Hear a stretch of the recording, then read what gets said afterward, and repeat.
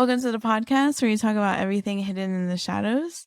This is Megan, and on this episode, it's only Megan. So, this episode is definitely an impromptu episode. I have actually been asked quite frequently over the last year and a half to make a episode or to do an episode just of me kind of going through my abilities and how I've coped with it over the years and embracing it and how I approach investigations and ways I protect myself, any tips and tricks I've learned, all of that good stuff. We kind of get quite a bit of messages about abilities, about people wanting to embrace it. And it's such a big concept to fit in one Instagram message, especially because I thrive on writing novels back. Anybody that messages me knows that. And it's hard to get across like such a big topic in just one message. A lot of the times I end up having to audio message because it's the topic is endless. But like I said, a lot of people kind of wanted me to do a version of Isaac's Shadow Walker series. So in this episode, hopefully I can give you guys a ton of information and some insight into my life living with abilities and being sensitive to the other side and empathic, and how I kind of cope with feeling so much energy. I've learned a lot since embracing my abilities, so I have a lot to share with you. Hopefully I can keep it 30 minutes to an hour. But just a little bit of an update. So Cropsy was actually supposed to come out when this episode is coming out, but I got this big urge to do the episode, and I had been saying over the last year that I was going to wait until I got that itch. So I got that itch. So I'm scratching. Okay. I don't have Isaac here to tone me down, so I'm just going to, small disclaimer, I'm going to apologize for any weird things that I say because that's me naturally. Isaac normally tones me down. He's like, "You're weird, stop it." So yes. Okay, so we're just gonna dive in. So like I said, I actually wrote down a whole bunch of questions that frequently get asked. So hopefully along the episode I can answer these in a more descriptive and detailed way. Yeah, so the first question that I get asked quite frequently is, when did your ability start? So anybody that listens to the podcast episodes frequently know that I have pretty much lived my whole life with abilities, but in terms of embracing them, I didn't really fully embrace them until I pretty much started the podcast. I kind of came to this cross path in my life where I was like, even though I was trying my hardest to not have to deal with this, I just felt like, I want to deal with adulthood, motherhood without like the paranormal. But it was just something that was so present in my life, and I was having experiences regardless of what I was doing. I just was like, maybe I'll have more control if I fully embrace it. And before we actually started the podcast, I did a little bit of research and started diving into just like other psychics and what they've experienced. And then I was like, you know what? I can do this. So I made kind of like a commitment when I started the podcast. I was like, I'm going to tell my journey along the way, as we cover crazy topics like, the Bermuda Triangle and the Denver airport conspiracy theory, and also share some of our own experiences, that I was going to definitely tie in my own experiences of embracing and my journey of embracing. And I can't tell you the leaps and bounds from the first podcast episode till now in terms of what I've learned about myself, what I've learned about my abilities.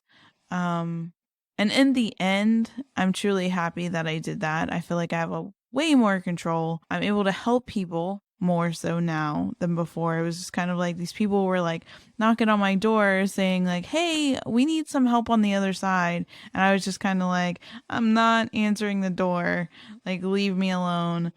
And it ended up being bad for the people on the other side and people and myself. So embracing it was definitely important. And like I said before, and on other podcast episodes, my abilities are actually generational, which is kind of cool when I think about it. When I go back and think about it, like, dang, my family line, this is part of my lineage. My mom has abilities, my grandmother has abilities, but they don't embrace it. They've only recently, since I've embraced mine, that they started embracing theirs, which is kind of cool. As I start kind of diving into my childhood with you guys, I'll share with you guys kind of like my mom's ideas of how she kind of went about, and kind of even the comparing differences between how I'm approaching killing and having abilities, our son, and how my mom approached me, and the difference and how I feel like it's going.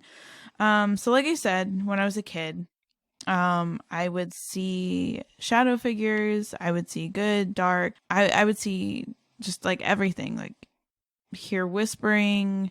I would see things move without a cord. Like I would just see stuff move.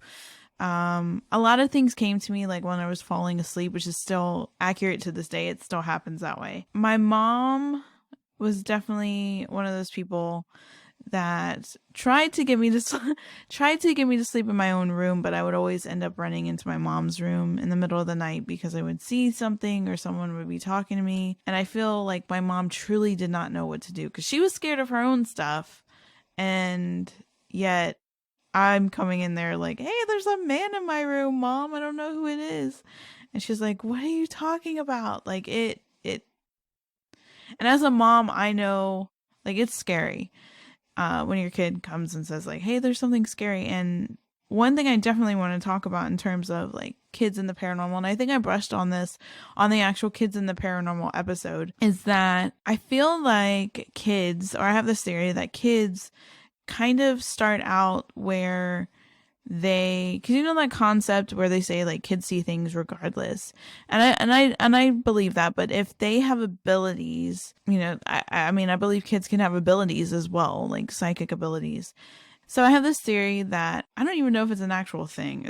I say that I came up with it, but I came up with it, but I think of it, but I don't know if it's actually something written down or actually proven or tested. But I feel like kids, kids see things and they don't really have that element of fear yet. So they're really young. They haven't quite conceptualized like ideas and that kind of like viewpoint of good and evil. They've kind of just seen things and they just associate it as being there. And then it's like you start moving into, okay, this is what a monster looks like. They start getting introduced to kind of like scarier things and they kind of go, ooh, that's scary. And they start moving into a little bit of an element of fear. And then they start having bigger ideas and bigger concepts of the world. And then it starts morphing into more of a fear thing where like, oh my gosh, what I'm seeing, I'm not supposed to be seeing. Like, why am I seeing this? They start getting like that anxiety feeling of like, okay, this is not right. This is weird. And I mean, I felt it as a kid. My memories as a kid are so vivid that I could recall a lot of that stuff. So, and I see it a lot in my son currently. I truly believe that he has abilities as well. And I have definitely seen it over the last like year of him kind of go from just seeing things. You could see him like interacting with something that's not there, and having abilities myself, I'm able to say, okay, something's there, and I could see him interacting with it. And then now I would say within the last like couple months, he has started saying, hey, I need the light on. Hey, I don't like going in the dark. It scares me. Throws the cover of his head just like I did as a kid. He started telling me about like monsters that he sees frequently and things like that. And so as a kid, when you start seeing that stuff, it's hard because if you have a parent that doesn't understand, just says, oh, it's your imagination, it's hard to move past it, and you start getting a fear for the paranormal, a fear for your ability, and then it can go all the way through to adulthood. And that's what happened with me. So like I said, I've talked about a lot of these stories on other episodes. So if you want to hear more in-depth stories, Make sure to check out My Ghost Stories, part 1, 2, and 3, I believe. And then Kids in the Paranormal, I talk a lot about it. As a kid, I would see things.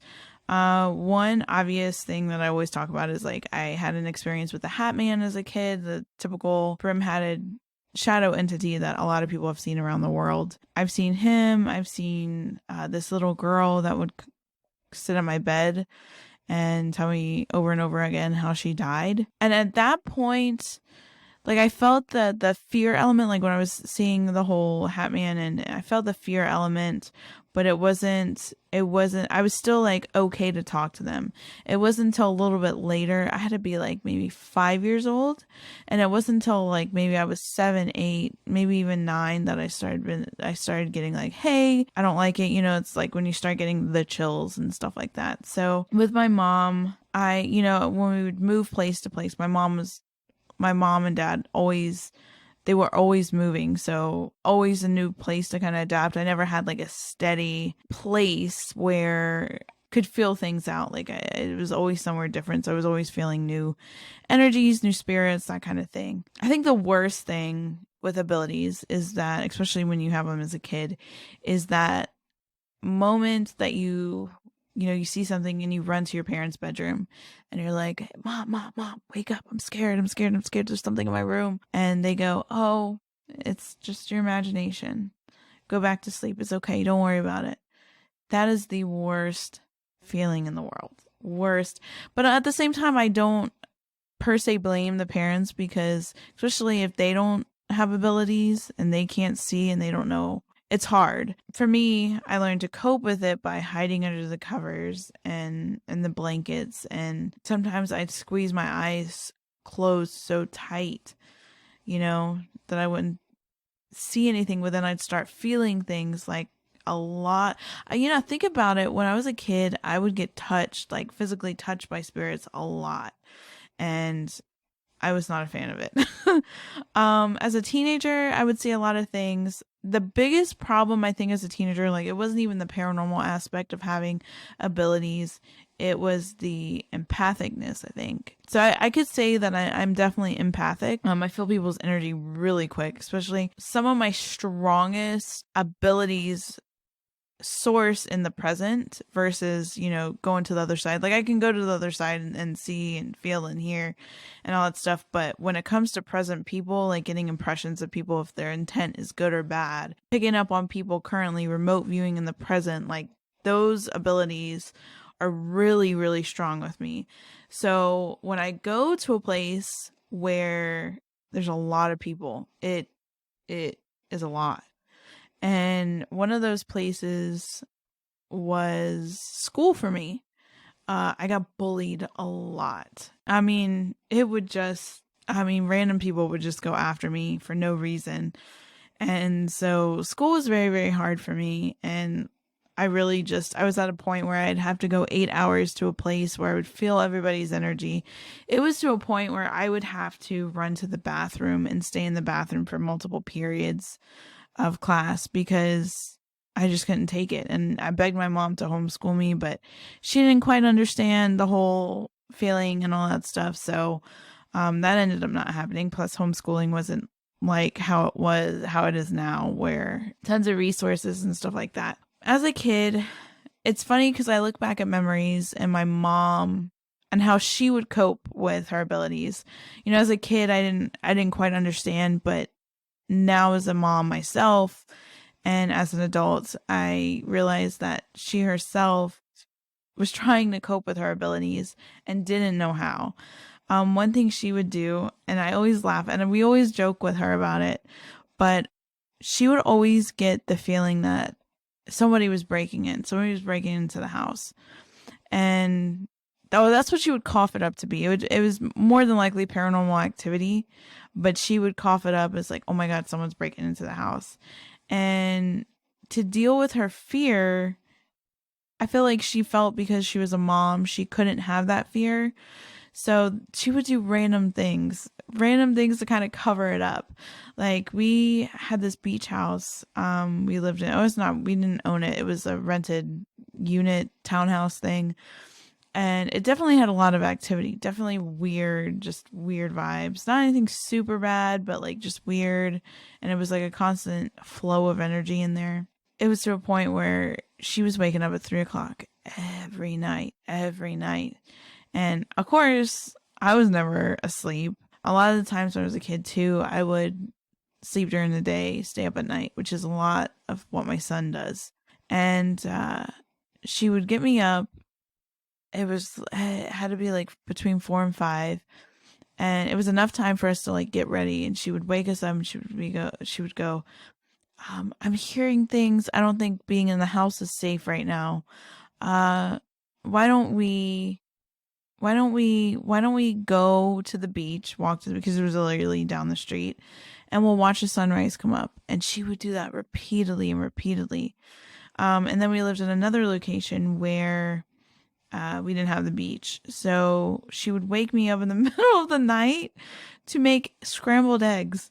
She would say, Megan, I got this weird feeling. I can't go to sleep. You think you could come with me and I'll make you breakfast. And it was like 3 a.m. And she would do these things to cover up her fear. And when I think back to that, and that's one thing, I had a long kind of like conversation with myself when we started the podcast, and I truly came to the cross path of, am I going to embrace this or not? That was what made me kind of say, yeah, because if my son has abilities, I don't want to have to make scrambled eggs at 3 a.m. just to feel safe. Like, it's my house. I should feel safe. And so that's when I started saying, you know what, I'm going to embrace it. Not just for me, but for my son, for future generations of kids, for my grandkids, if my grandkids have abilities. And then I thought too, well, hey, if I have the opportunity to share this with people, I want people to understand that, yes, the paranormal has a dark side, and it's not fun. And I've seen stuff it really makes you question what the heck is going on. But the fact that I embraced my ability, which I'm going to say this first, protection.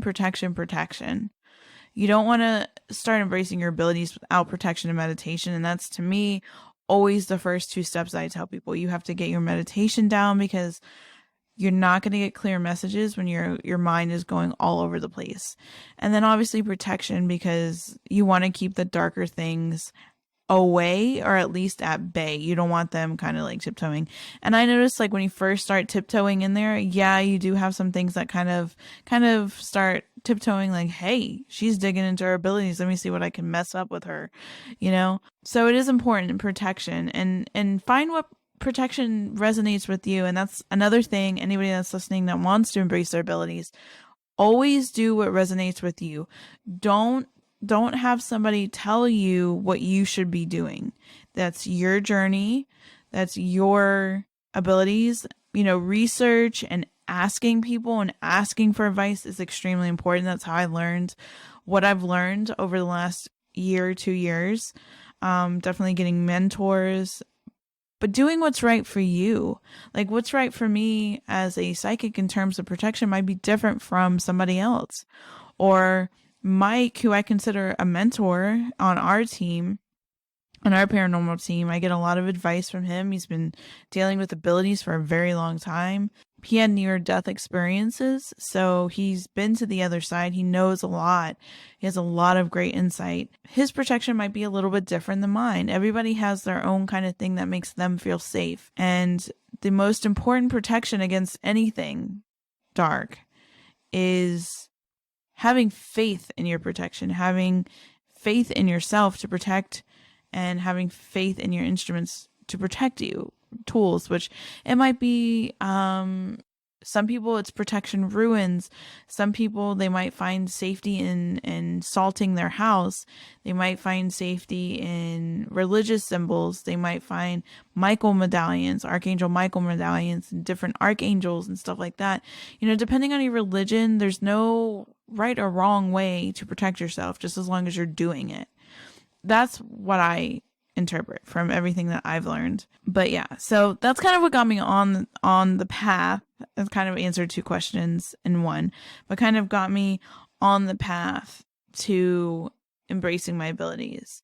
And because I didn't want to be scared anymore. I mean, I was a grown adult hiding under the covers from stuff, and I was like, no, I'm not doing that. And I definitely wanted to be able to protect my son if, he was going through anything or any of that. So yeah. So that was a long answer. I'm sorry to that question. And I kind of answered 2 questions in one. But another question that I get asked a lot is when it comes to investigating, how do you protect yourself?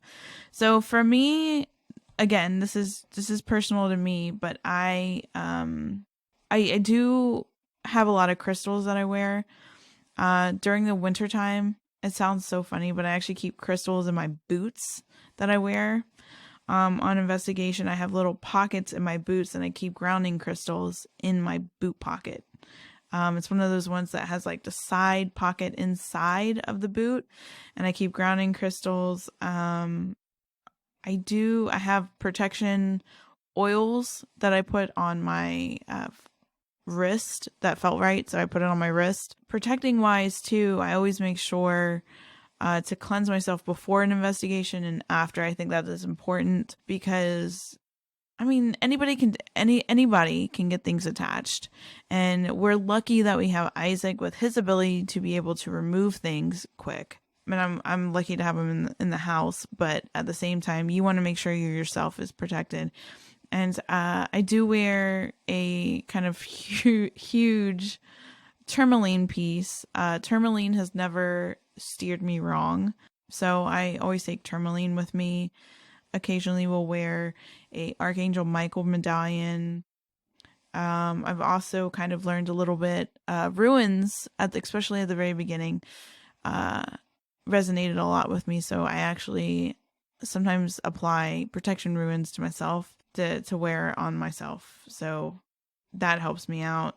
I feel like too, another thing is being confident in my abilities and being confident in setting my boundaries, at investigations. Like, I don't want, good or evil, if you start pressing my energy and my aura bad, I will push you back. I know, you go to these locations and sometimes even the good spirits will come up on you because obviously they want their story told or they need help. And I get that. But at the same time, you have to protect yourself. So that's kind of how I do it. I do say prayers before and after. And like I said, like I try for the most part to tell them like, hey, when I leave a location, don't follow me home. I think only on occasion I've had 1 or 2 things that have kind of like trailed with me home. I always say before and after, I don't want anything attached to me.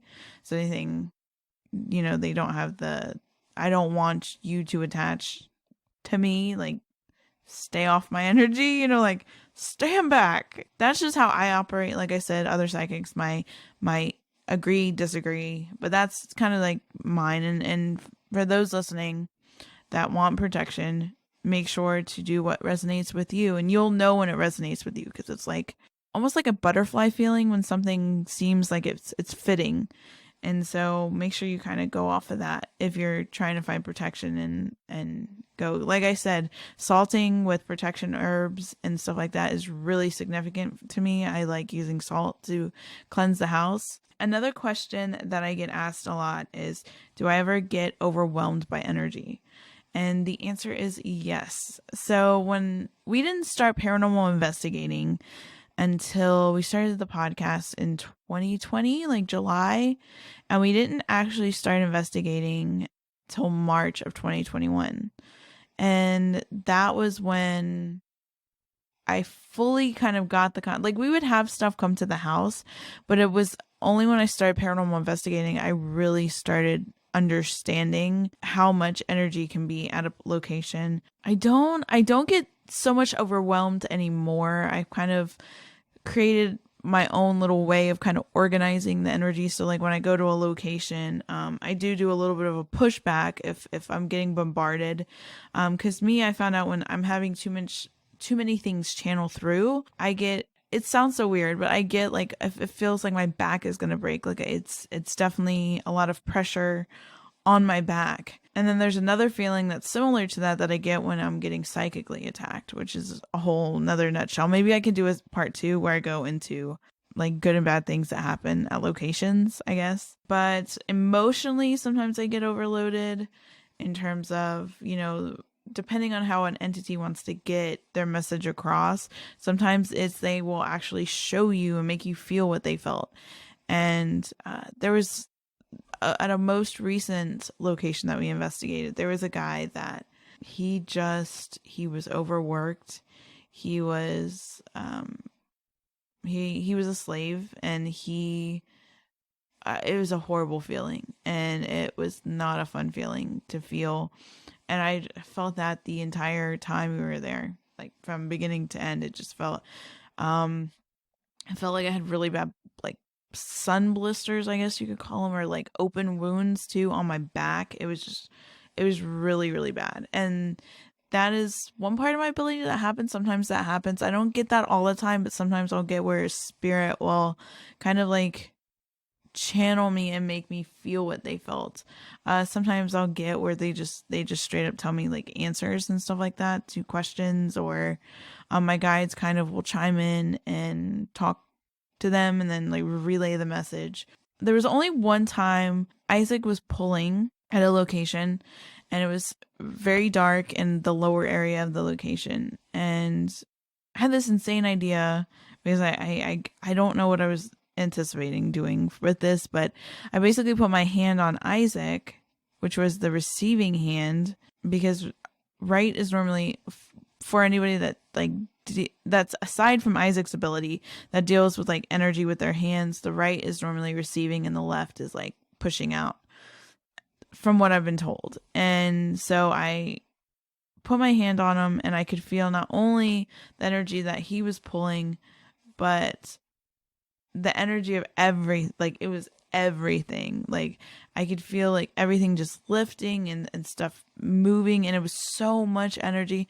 I started crying really bad. Like I was yelling, crying, like it was hyperventilating, like just crying. And I know I've done it before in front of Isaac, but the other members of the team I never did it in front of, and they were probably like, whoa, what the heck. Thankfully I've never done that again. Sometimes when I cross spirits, I get a little teary-eyed because obviously that's a good thing. That's a good feeling.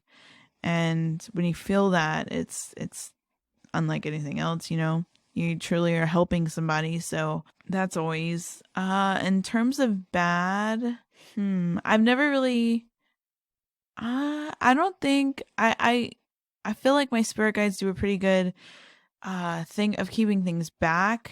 And then two, with Isaac being at locations, it's kind of hard to feel the dark stuff. I might like say, hey Isaac, you might want to check up above or in the room over there, and then he'll be like, oh yeah, my right hand's charging, let me pull it. But that's kind of that. So I've never really had where like I hate saying that word because it sounds very Twilighty, but imprinting, like if something is like starting to kind of like attach to you but hasn't fully attached, that's what I get. That's the word I use for it, is imprinting, because essentially that's what I feel like they do, is like, when something's starting to attach, trying to attach to you, it's almost like imprinting. It's starting to leave its energy to a point where it could fully attach to you, or it can just like leave a little bit of its residue on you. But I really haven't had that issue. Oh, okay, I did have an instance where the case that we did where the kid was oppressed, I couldn't look him in the face. I had to turn my back to him consistently. And I found with any kind of thing with like a real dark, like we're talking like borderline demonic attachment, it's very chaotic energy. Like it's like all over the place. And that can get overwhelming kind of quick. And like I said, it makes me want to turn my back to the person, which I find that interesting. Like, I don't know if anybody else feels that way when they feel like that kind of energy. Also, I talked about, how school was very overwhelming for me. Grocery stores, very overwhelming. I can't take grocery stores. I have to do either pickup or, granted, I'm better at it now and I wear tourmaline with me and I do protect myself. Yeah. Definitely protect yourself if you're going into a big population like that. Highly recommend doing that, because once I started doing that, I felt a lot better going out. I would get like really bad anxiety amongst a lot of people when I was in a store too long. And so that helped. Have I ever been attacked by anything dark? Yes and no. There was one time when we first started the podcast. I don't know what the subject was. Isaac didn't have like his abilities full force yet, so he couldn't do anything about it. But I remember, because I was obviously embracing everything, so it kind of left a little bit of room for stuff to sneak in. And I had let down kind of my meditation and protection. I wasn't doing it like I should have been. It was like a busy week, and I just wasn't upkeeping my spiritual energy. And forgot what the subject was that we were talking about. It was something dark, and I was channeling stuff. And I guess the wrong thing got in at the wrong time, and I wasn't fully aware like I am now. And I didn't have as much control as I do now. It was like when we first started diving into everything. And I remember I was sitting down and I started feeling very angry, right? For no reason. And I'm not a very angry person. Like I'm pretty chill. I'm a pretty chill person. And I started getting angry. And I remember Isaac was like, Megan, and I started laughing. And I don't remember past that. And then Isaac said that I said some weird stuff and things like that. And yeah, that was pretty much the extent of that kind of stuff. And I know that's happened to me before, like when I was younger. But as far as attacked, like scratches, yes, I did. There was one time in the Spring Branch house where I think I mentioned it in the last episode, but I was basically like, I was swinging and then the swing snapped and I was like dragged and I had massive bruising. And when I looked into the woods, there was the tall shadow thing with the red eyes. That was probably the furthest thing I've gotten. As far as scratches, I don't think so. But yeah, so that's kind of the furthest I've done. But since, like I said, since I've protected and I do meditation regularly and I cleanse my energy and protection and all of that stuff, thankfully Isaac too, with his ability, that helps immensely. But I haven't ever really recently gotten like scratched or anything like that. Okay, another question. Entities I've seen. So I've seen some crazy ones. I've seen a demonic thing that looks like Groot. It's almost like an elemental looking thing, but it's, I guess I could tie this question into remote viewing, because I get questions about remote viewing, and it's probably my strongest thing that I can do in terms with my abilities. So remote viewing is basically when you go technically on the ether. I know when we did astral projection and astral plane, we talked about it. It was pretty much being able to go on the ether in like a trance state, or like a this is my interpretation of it. Basically going somewhere, being able to see, and then coming back. And sometimes that might be seeing on the ether, or seeing like I'm in one room and I could see what Isaac's doing in the other. It's getting more and more. It used to be like a delayed in time. Like I'd peer into someone's, like a friend of my, like Megan from the team. I would peer and see what she's doing, and it would be like an hour behind. There would be like a lapse in time of what I was seeing that she was doing. So I was seeing more of the past. But now it's getting where it's like more in real time. Like if I want to check up on one of my friends, my family members, like bam, do it. It also helps me when people reach out and they're having problems in their home and it's remote. All you got to do is kind of send me a picture to kind of see, and then bam, I could go there and tell you what's there. Some other crazy stuff that I've seen is there was some dark activity at someone very close to me, their house. And when I remote viewed into their house, I saw sludge, like tar, like coming from the ceiling in the rooms that it was the worst. I frequently saw, I'm getting chills when I'm talking about this, because I feel like I'm not supposed to talk about it, but I'm going for it. I used to see this woman a lot. She was in a black Victorian dress. She had no eyes and her hair up in a bun. Also seen hags. Like that's the best way I can describe it. Like rotting flesh, like very, very like lengthy bodies. Kind of like the Ring girl a little bit. Long straggly hair. I've seen like those kind of entities, and they're more parasitic entities because you have, so far from what I've read and what I've researched, you have like three. You have like demonic, then you have like malicious and like dark, like spirits, and then you have more of a parasitic. And those are the ones that I feel like the parasitic ones bring on a lot of the depression and just like when you're in a funk, like string of bad luck, like illness, like not feeling good. Demonic stuff obviously can do it, but I feel like it's a lot. It's literally parasitic. What the word is, it just eats at you and eats at you. And I feel like hags are like that.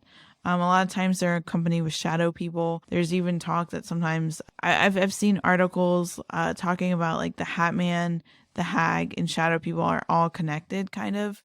So I've seen that. I saw this big black like amoeba looking. I don't know if you've ever seen the SpongeBob episode of the stink bubble, but I think that's what he was called.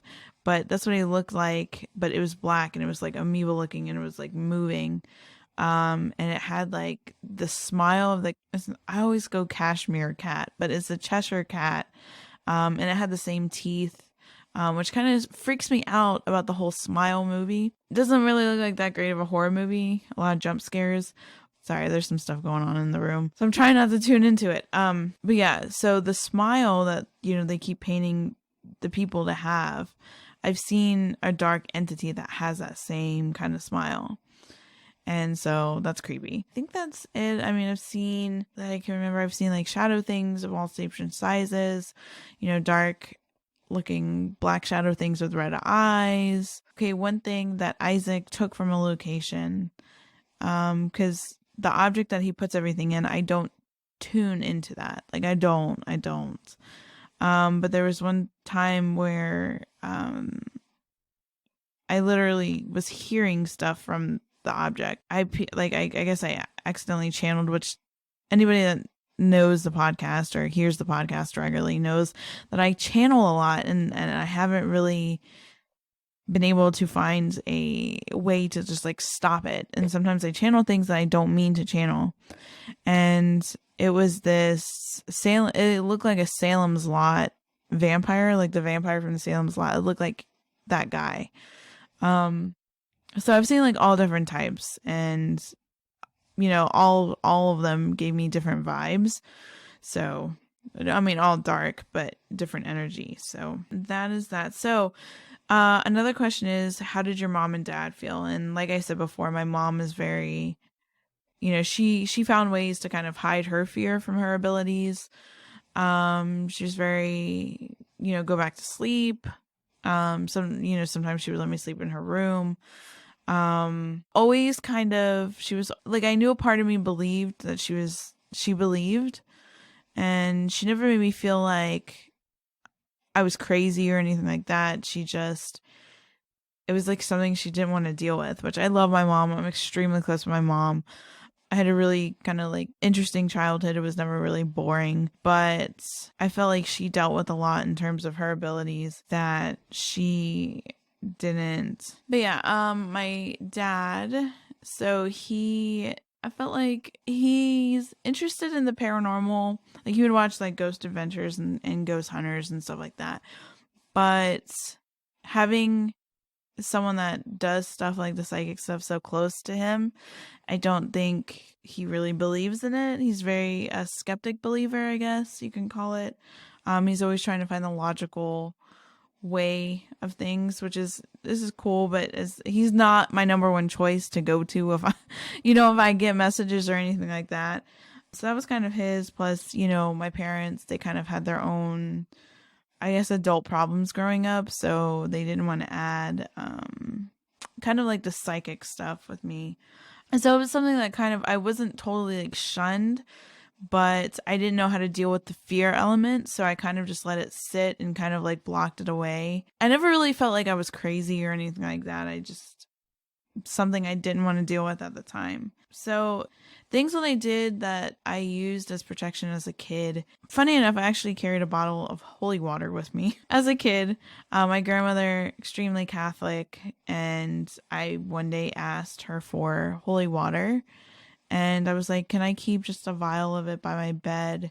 And so I would always there's a point where I would keep like holy water around me just because I felt like that would protect me. Like I said, I would put the covers over my head, the blankets. That's another thing, is that the time from when I was a kid to now, the most intense periods are also always, even to this day, when I get ready to go to sleep. And I think that's because my mind is finally calm. My mind runs so fast analyzing everything that I've even had some people that have like tried to read me, been like, hey, your mind needs to take a chill pill. I'm like, yeah, tell me about it, you know? But when I lay down and I'm finally relaxed and I have that time, it's when just a lot of stuff comes and stuff. So I would get when I would lay down as a kid, I would start getting kind of like intrusive thoughts. Like I would start seeing like darker things, and I didn't like that. So I mean, I was to a point where I didn't want to stay in the dark. I didn't want to have to deal with that. I mean, we lived in a house one time and I talked about it in the Spring Branch house, the worst of the worst, where the closet door would open up from the inside and I'd see the handle rattling. And so I would put a set of books. I literally would try and find any way to kind of like prevent anything from happening. A time too where I think my mom finally understood, hey, like she tells me now, like she always understood that I went through things and I always, had paranormal stuff happen. But the moment that she was like, oh my gosh, this is something more, was I had to be like 13. No, less than that, like 12 maybe. And we were living in this house and it did have like activity. It was the same house where we saw like encyclopedia heavy books move. The light would miraculously short out in the bathroom. I'm not saying it's a hardware issue, but and the mirror would fog up and weird stuff would be in the mirror, like it bizarre. And I remember I was very rebellious at that time. I didn't know what to do. I felt like I was very enclosed with what I was feeling, and I felt like my voice was really shut off because I was dealing with all the paranormal stuff and then obviously school, being bullied and stuff like that. And I argued a lot with my mom. And my mom and I had gotten in an argument, and we were arguing, and I was like, like, I hate this place, like like a typical teenage argument. And I went to my room and I was like, fine, I'll just go to sleep then. And so I went to sleep and I was asleep.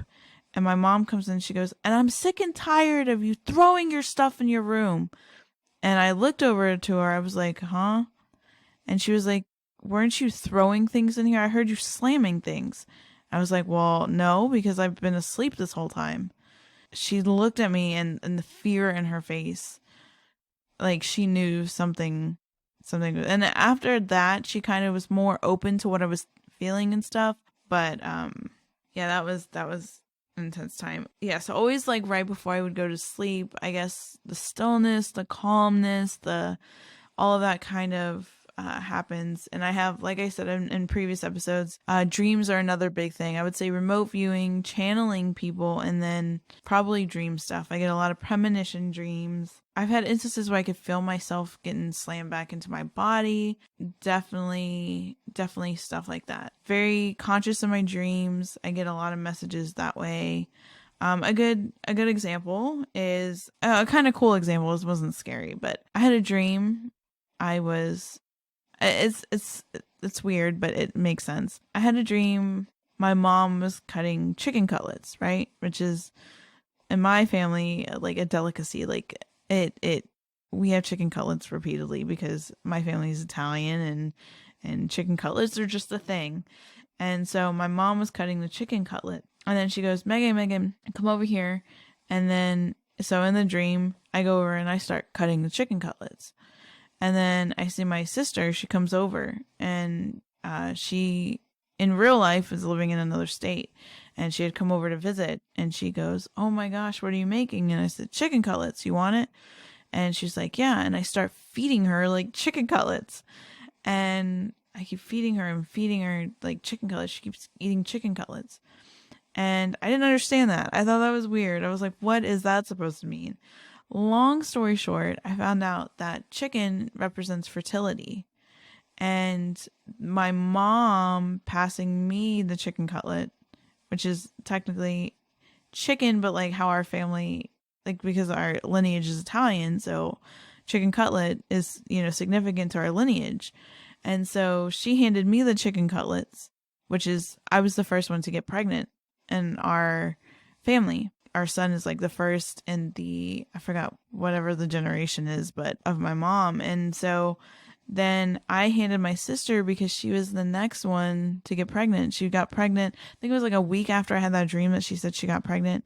So dreams are very big for me. And I started actually wearing protection with dreaming because I literally, I feel like I astral project all over the place. And sometimes you can have things that mess with you when you sleep. And one of my biggest fears is sleep paralysis and having something sit on top of me. Another dream situation, this one was a bit scarier. I talk about this all the time in previous episodes, but I had the dream where I thought it was my grandma. It wasn't my grandma. And she screamed at me, "I will slay you," and it sounded like I heard it in the room itself. So yeah, the dreams are really big. I've seen deceased, family members in dreams. A lot of the dream messages resonate. And I do encourage that if you are going through your own spiritual awakening and your own embracing of abilities, you keep a dream journal next to you and pay attention to your dreams. Remembering your dreams is extremely important. And for me, I don't remember my dreams every night, but I do know when I do remember them, they are important. And you have to look beneath the surface because sometimes not everything, the message is clear. You have to kind of puzzle piece it together. I know at the very beginning, I still do it sometimes now, but I would get visions of places we would go investigate. It's super important especially starting out, especially if you're embracing and you're taking a paranormal investigating kind of like approach to it.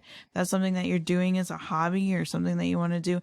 Make sure you keep a notebook with you. It's important. So sometimes there's been times where I've gotten messages and it didn't resonate till like 2 weeks later, and I was able to go back and look at it. And I even enjoy now, like going back and looking at my messages and stuff like that. And I also feel like another important thing is your connections. So on your spiritual journey, or when you're embracing your abilities, the connections you make are extremely important. Teachers you pick up, mentors, things like that. And don't be afraid to ask people. Like anybody that has a question about abilities or wants more clarification on something, do not hesitate to message me. If you have a question, maybe even about an entity, I don't charge to not necessarily read people. I don't really do the whole reading thing and all of that. But if you have a question and you want me to look at something for you and see what I get from it or something like that, I'm more than happy. And like I said, me personally, I don't charge because I don't know. I just don't do. I just don't.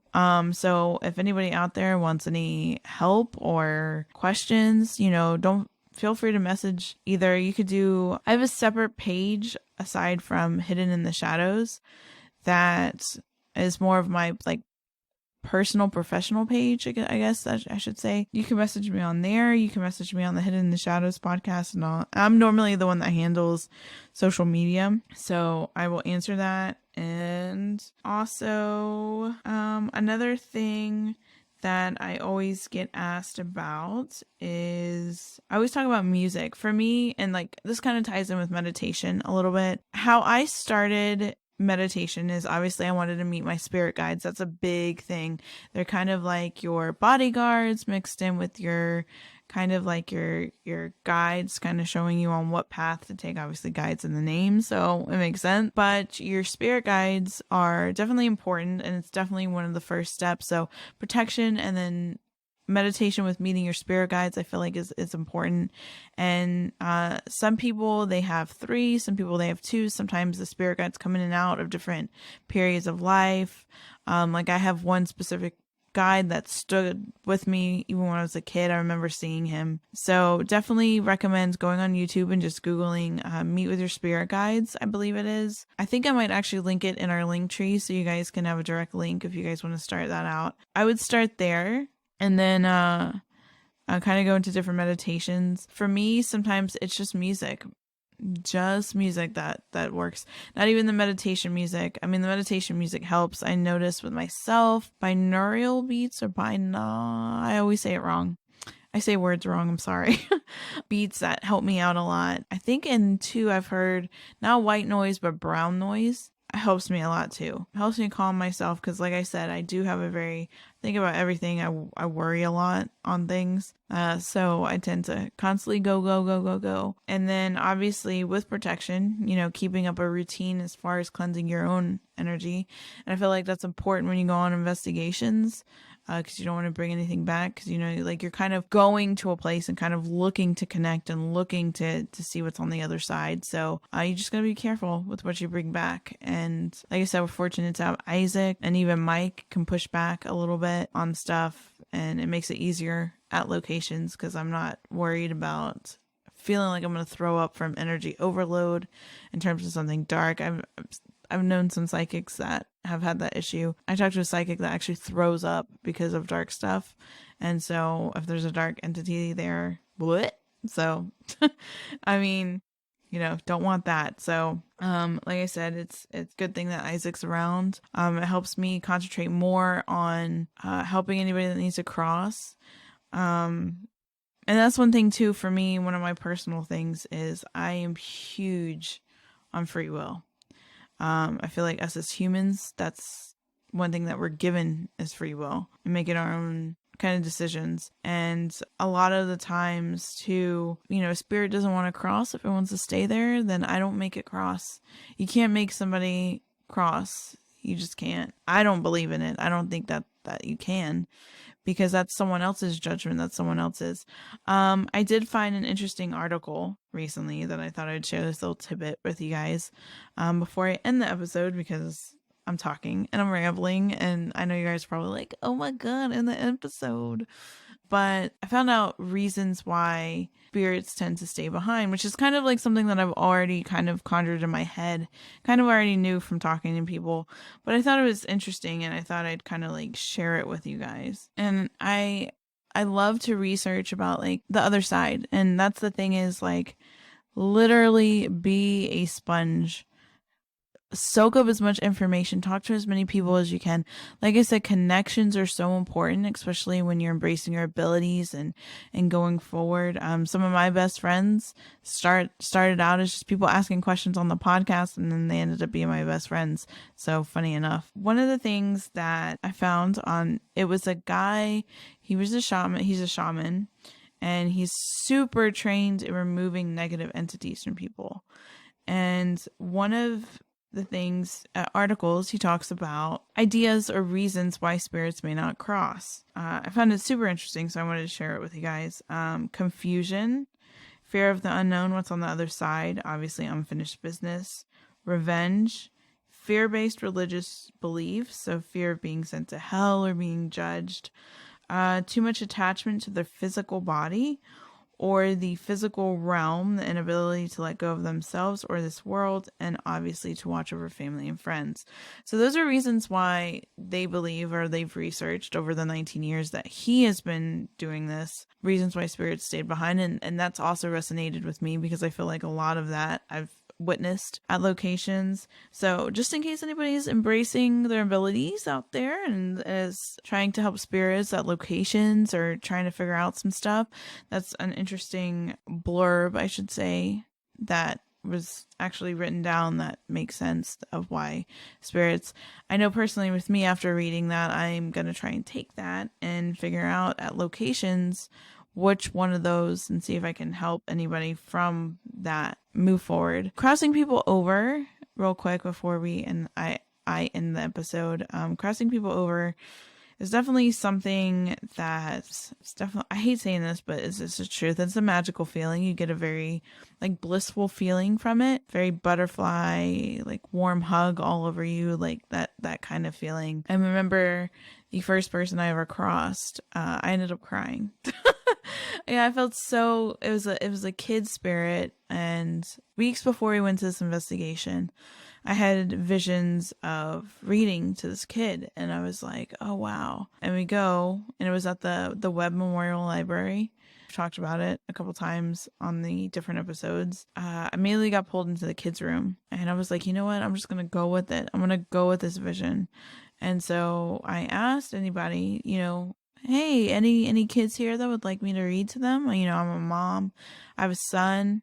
I'll read to you. We started hearing stuff. We started hearing knocks and stuff. So I said, okay, well, you got to pick out the book. You got to pick out the book you want me to read. And all of a sudden, this book flew out. Well, no. First was the knock, and it was by a sign that said read. And I said, okay, well, then, you got to pick out a book. Like, come on now, like, pick out a book, right? And so this book came out about this robot that it was stuck in the shop, and nobody wanted it until this little boy came by.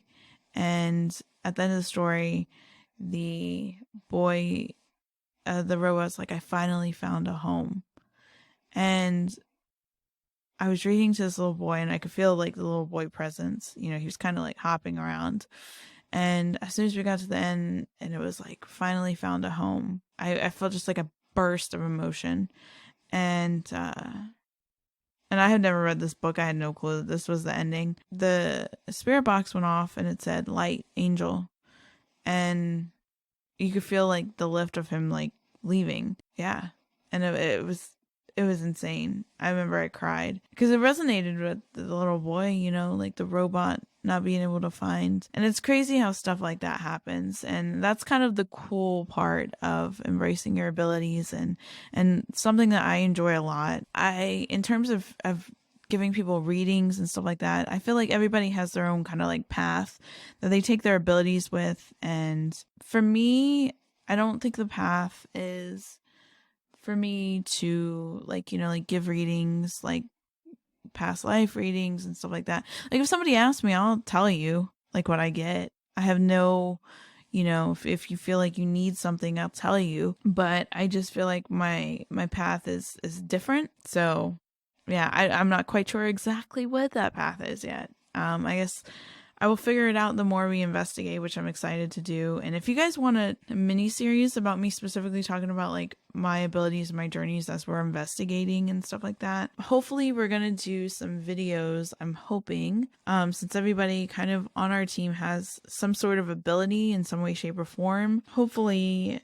we can kind of give you guys like an ability standpoint on what we do. I know when we do the Halloween episode, definitely kind of want to show you what we do in action, so you could see it, and it's very cool. And I'm very proud of our team and how we work together, because everybody's ability works different. Isaac approaches his ability in a different way. I approach mine in a different way. Megan, same way, different way. And Mike in a different way. And we all work together to try and cleanse as much as the areas we can, get all the muck out, as I should say, all the tar that are in locations. And then that's the thing, I always say this, but I kind of do want to touch on before I finally end the episode. I know I've said that like 3 times, and that's the thing that sometimes some people get not upset, I would say kind of upset about, is, with Isaac's ability, taking dark things off the plane. They don't think it's right. They don't think that should happen, that dark stuff should be able to stay at these locations. But Isaac is taking off things that would potentially harm or attach onto any of the teammates or anybody that goes to the location just to go to the location. So most of the things that he takes are the ones that will scratch you, that will make you feel depressed, that will put intrusive thoughts in your head, that could even be keeping some of the spirits there and just feeding off of them, not allowing the spirits, the good ones, to cross over. Our goal, I feel like as a team, our goal first is paranormal healing, and then second is paranormal investigation. Like we want to cleanse the area. Like if we had to choose between cleansing and paranormal investigating, it would be cleansing. Because, we want to leave the area better than what we found it, and give those people the opportunity to move on if they want to move on. Because sometimes with people, it's just a fear.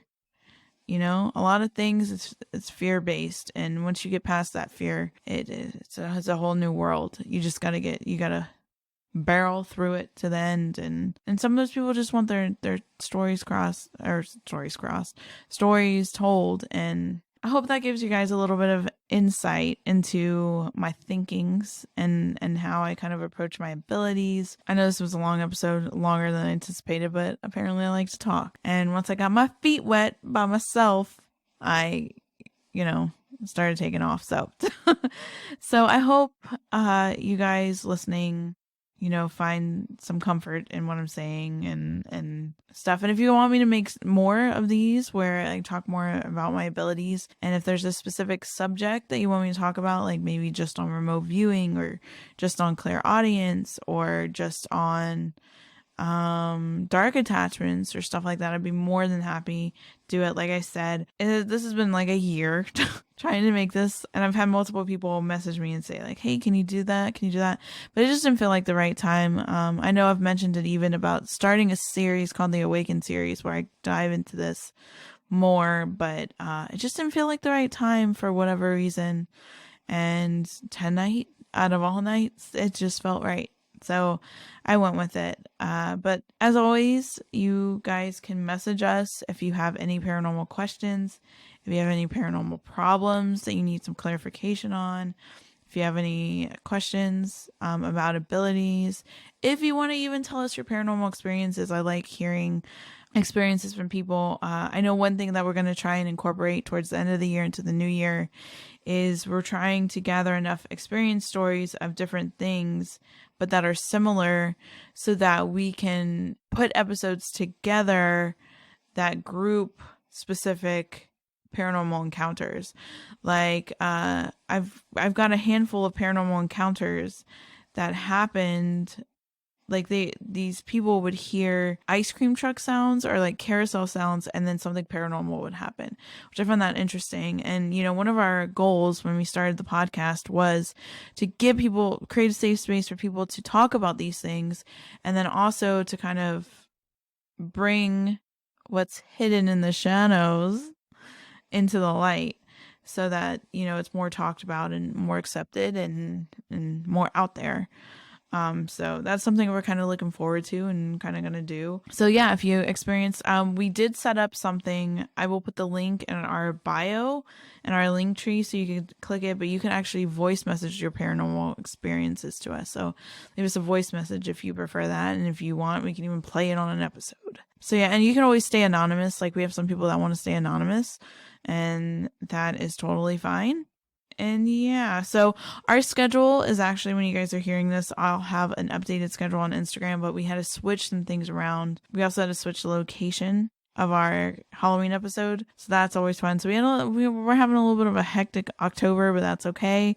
Everything is peachy, everything is good. So I will post a new schedule of upcoming things on our Instagram. And yeah, you can always catch us on our social medias. You can email your paranormal stories at hiddenintheshadows.podcast@gmail.com. We have a website at hiddenintheshadowspodcast. No, I said it right. Sorry. Isaac's probably listening to this, or he's going to listen to this and be like, oh my God, you messed up the outro. But yeah, so you can find us on TikTok at Hidden in the Podcast 2. That's the actual name. I don't know who's got Podcast 1. But Twitter at Hidden in the Shaw 6. Sorry, these names, I don't know why they auto generated. I have no control. And then obviously Instagram, Hidden in the Shadows Podcast, and then Hidden in the Shadows Podcast on Facebook. And we have a little group thing over there if you want to be part of that. And yeah, so we'll catch you readers in the next one. Yeah, how do I stop this?